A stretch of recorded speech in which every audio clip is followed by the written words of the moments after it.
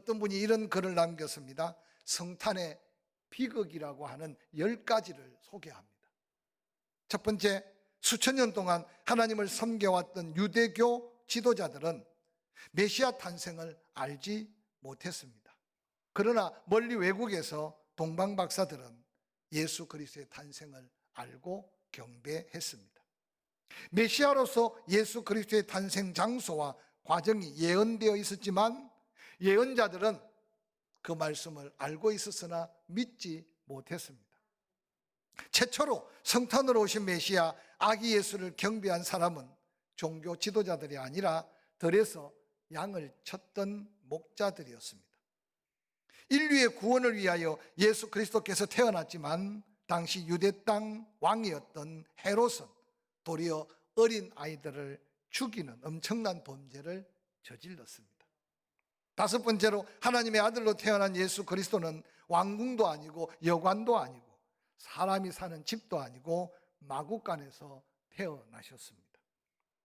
하나님의 나라를 건설하러 오신 예수는 태어나자마자 고국을 떠나 피신하는 처량한 신세가 되었습니다. 일곱 번째, 역사가들은 예수 그리스도의 탄생을 역사의 분기점으로 삼았지만 지금의 정치 지도자들은 예수 그리스도의 교훈을 따르지 않습니다.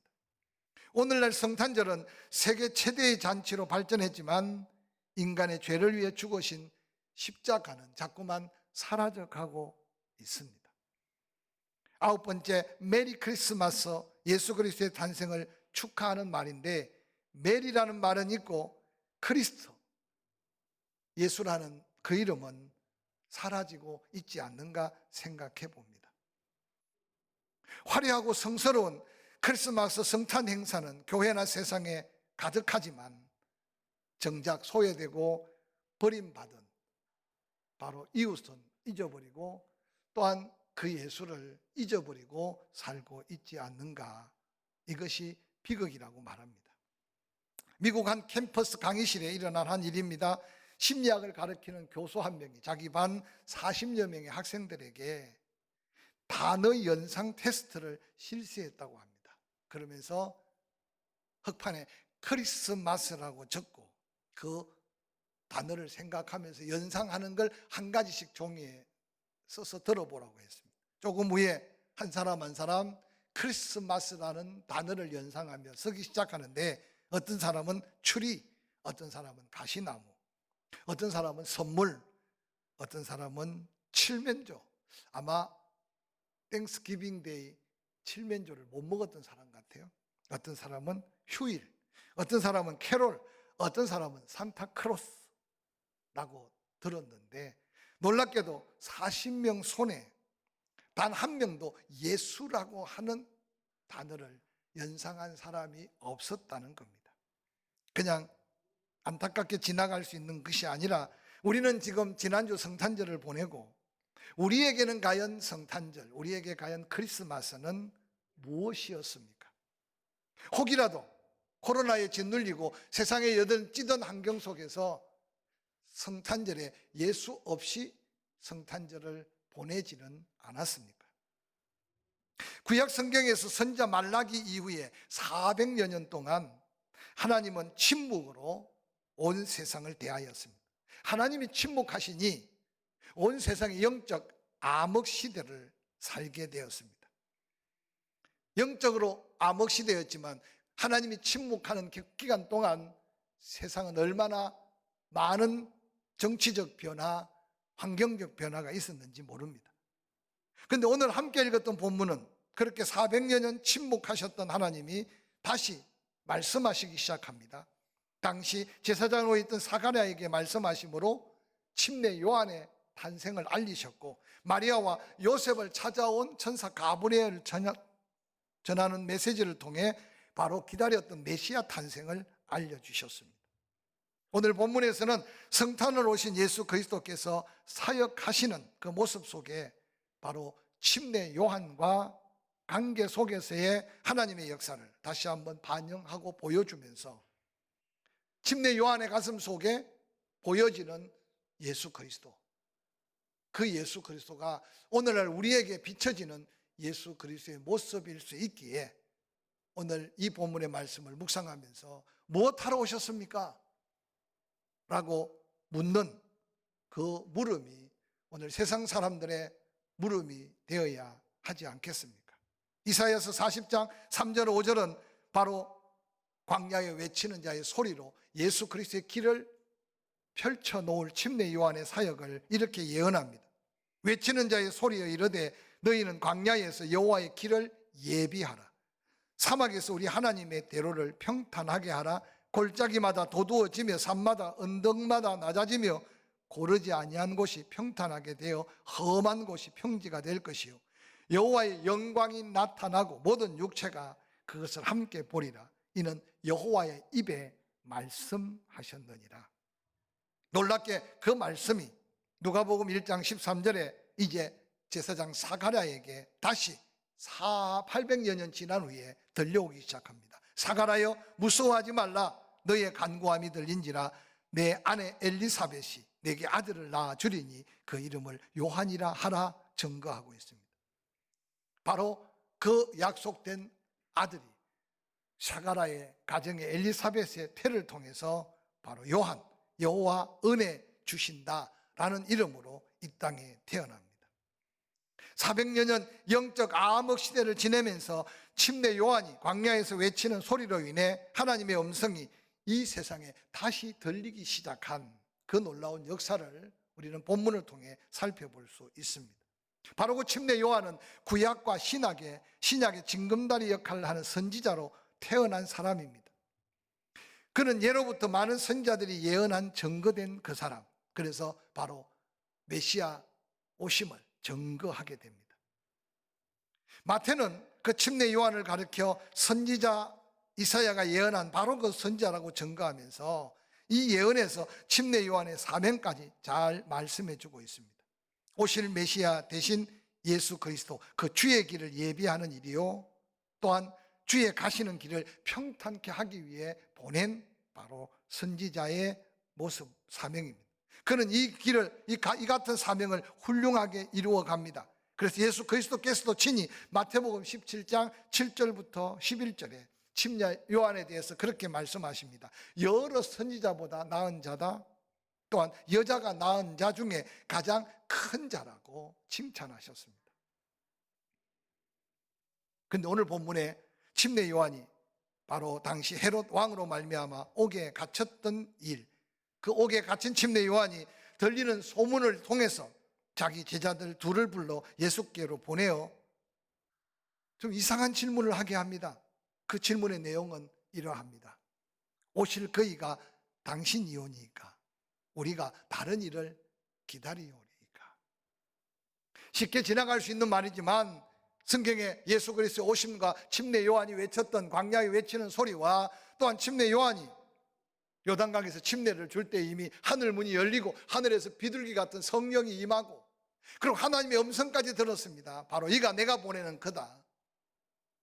그리고 침례 요한은 침례 요한대로 광야에서 계속 회개하라, 천국이 가까워왔다 선포하며 그의 사역을 감당하고 예수님 또한 예수님의 사역을 감당할 때가 지난 어느 날 오늘 본문에 보니까 침례 요한이 헤롯의 폐륜적인 사생활을 책망한 것이 동기가 되어 옥에 갇히게 됩니다. 헤롯은 자기 이복 동생인 빌립의 아내 헤로디아를 사랑하게 되어 자기 아내로 삼았는데 이 일에 대하여 세상 사람들은 헤롯이 두려워 말 한마디 하지 아니할 때 침례 요한은 그의 죄를 고하고 많은 사람 앞에 그를 죄인으로 심판합니다. 헤롯은 그러한 침례 요한을 옥에 가두게 됩니다. 침례 요한은 아마 이런 과정 속에 여러 가지 어려움을 겪으면서 자기의 그 어려운 상황이 정말 메시아라면 나는 내 사명을 다하는데 옥에서 건져내어주고 병든 자를 고쳐내고 또한 모든 사람에게 눌린 자에게 자유를 선포한다고 했는데 예수 그리스도의 하는 일은 그렇지 아니한 것 같은 요한의 마음속에 엄청난 의심과 때로는 불신앙의 마음이 자리 잡지 않았는가 생각합니다.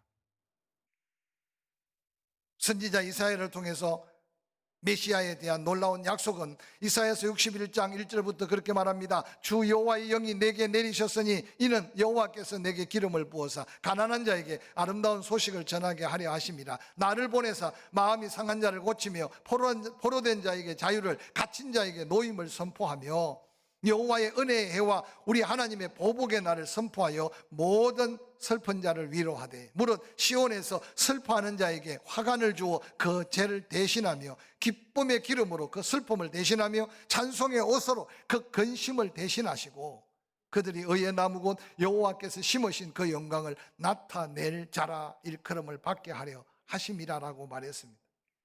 선지자 이사야를 통해 예언한 다시 오실 메시아는 가난한 자에게 아름다운 소식이 될 것이라고 말합니다. 마음이 상한 자를 고칩니다. 포로된 자에게 자유를, 갇힌 자에게 노임을.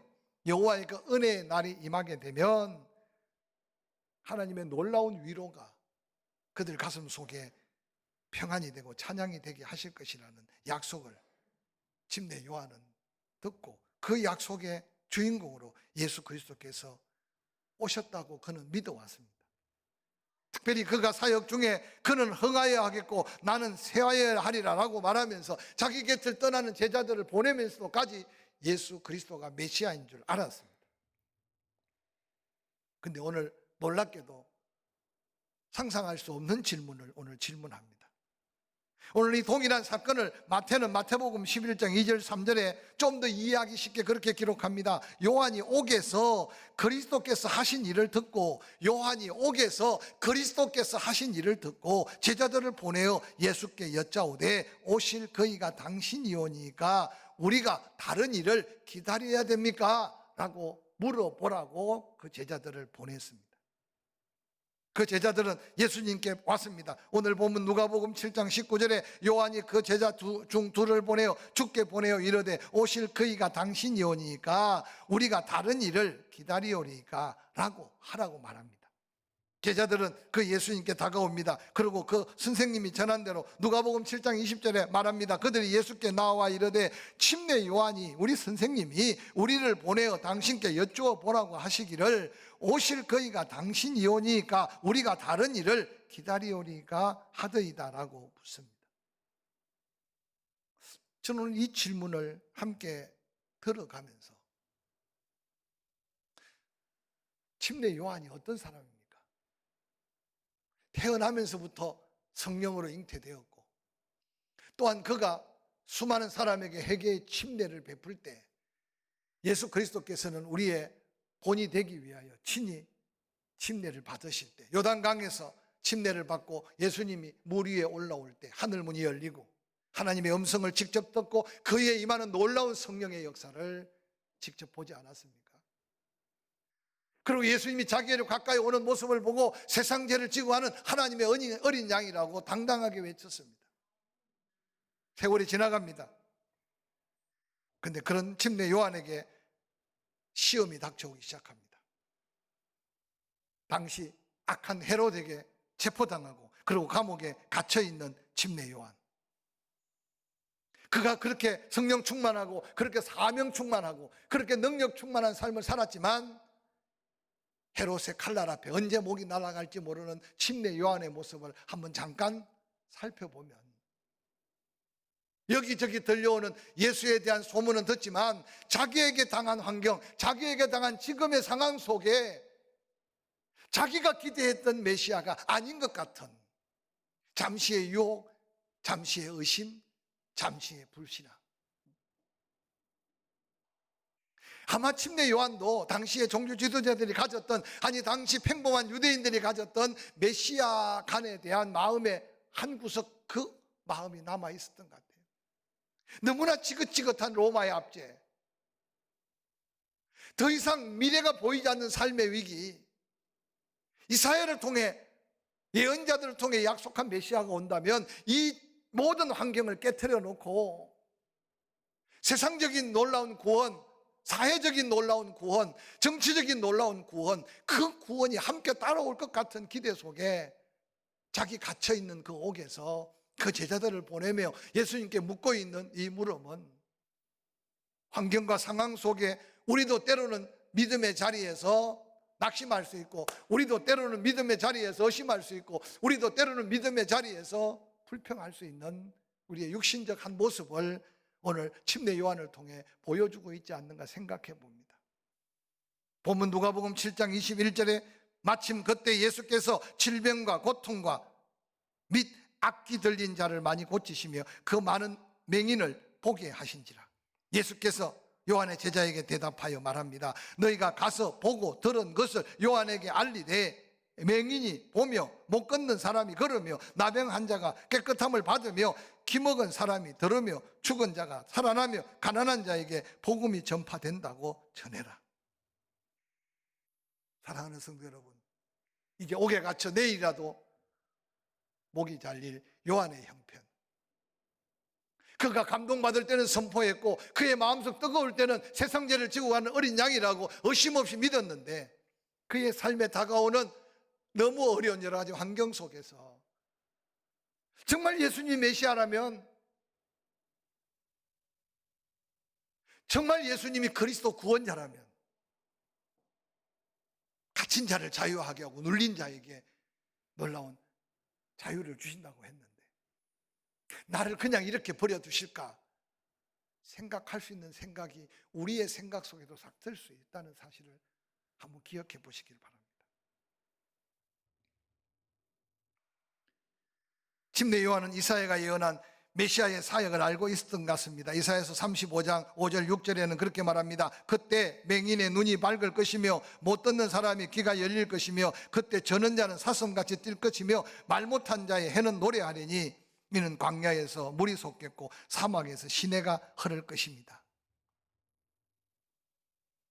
요한은 아마 이전에 그 예언된 말씀대로 예수 그리스도께서 그리스도로 메시아로 오셨다면 당시에 세상에 평범하게 기다렸던 메시아 사상이 요한의 밑바닥 마음속에도 있었다는 거예요. 은혜 받을 때는 하나님의 음성이 들렸고, 은혜 받을 때는 예수 그리스도가 메시아에 있으면 의심 없이 믿었고, 은혜 받을 때는 세상죄를 지고 가는 하나님의 어린 양이라고 광야에서 외치며 회개하라고 외쳤는데,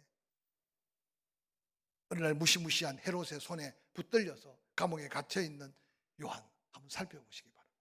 저는 이 말씀을 준비하면서 한국 교회가 경제적인 위기, 정치적인 여러 가지 압박, 그리고 코로나19에 짓눌려서 환경만 바라보고 상황만 바라보다가 오늘 혹이 우리와 함께하는 예수 그리스도를 잊어가고 있지는 않을까 하는 위기감을 스스로 가져봅니다.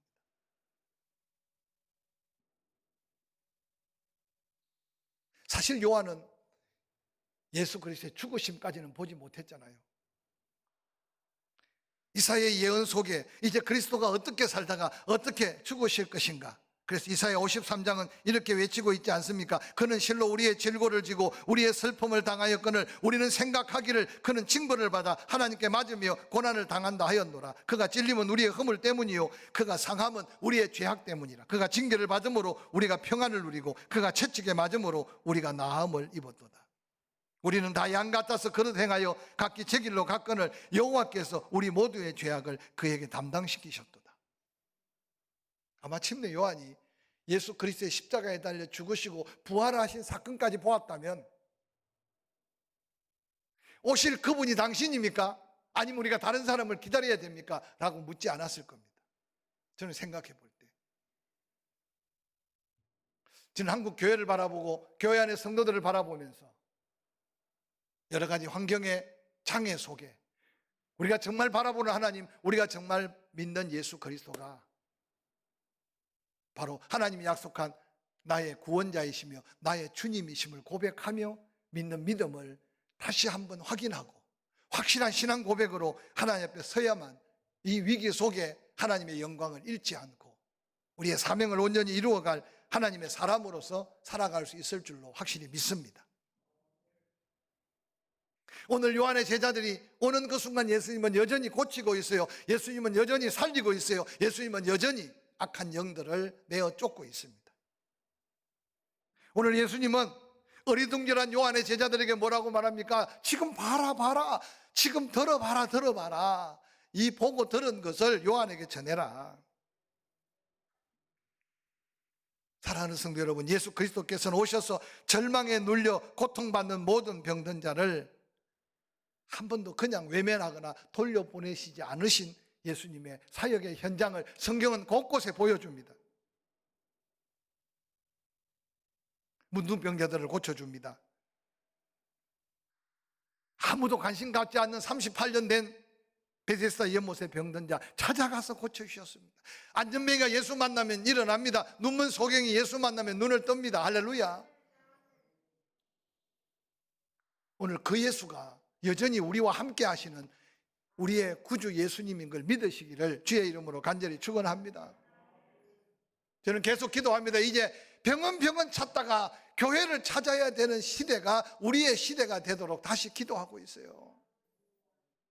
오늘 얼마나 많은 사람들이 교회에서 병원의 시간, 병원의 물질, 아니 수술해야죠. 병원 가서 약도 먹어야죠. 그러나 근본적인 치유는 하나님이 우리를 만드셨고 창조하셨다는 사실을 누군가 전하고 누군가 믿는다면 우리가 그 예수 앞에 나와야 될 시대 속에 우리가 살고 있다는 사실을 믿으시기를 주의 이름으로 간절히 축원합니다. 뿐만 아니라 하나님은 사탄에 짓눌려 연약한 자를 이렇게 세웁니다. 여러분, 군대 귀신 잡혀서 무덤가에 소리 지르는 한 청년을 기억하십니까? 동네 사람들 아무도 그를 제어할 수가 없었습니다. 그런데 예수 그리스도께서 그 군대 귀신을 내어 쫓아줍니다.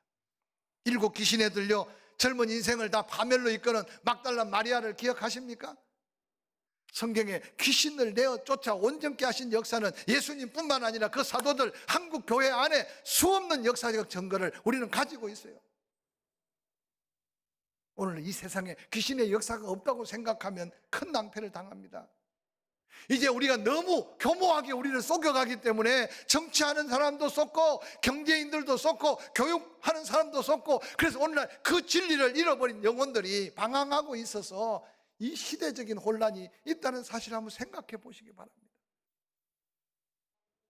저는 성탄으로 오신 예수 그리스도 여전히 악한 영들을 물리쳐서 한 길로 왔다가 7길로 도망가는 영적 역사를 우리가 다시 한번 확신하면서, 당신입니까? 다른 사람을 의지해야 됩니까? 어리석게 의심하며 어리석은 질문으로 신앙생활 시간 낭비하는 자가 아니라 예수만 의지하는 믿음의 자리에 설 수 있기를 주의 이름으로 간절히 축원합니다.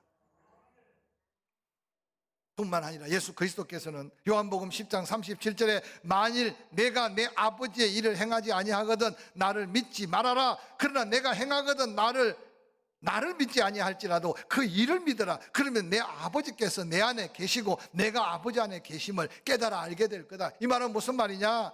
내가 하나님의 일을 하지 않을 때 안 믿어지면 믿지 마라 이거야. 그러나 내가 하나님의 일을 행할 때 나는 안 믿어지더라도 내가 행하는 하나님의 역사하심, 하나님의 놀라운 기적적인 일들을 통해 하나님을 믿으라는 거예요.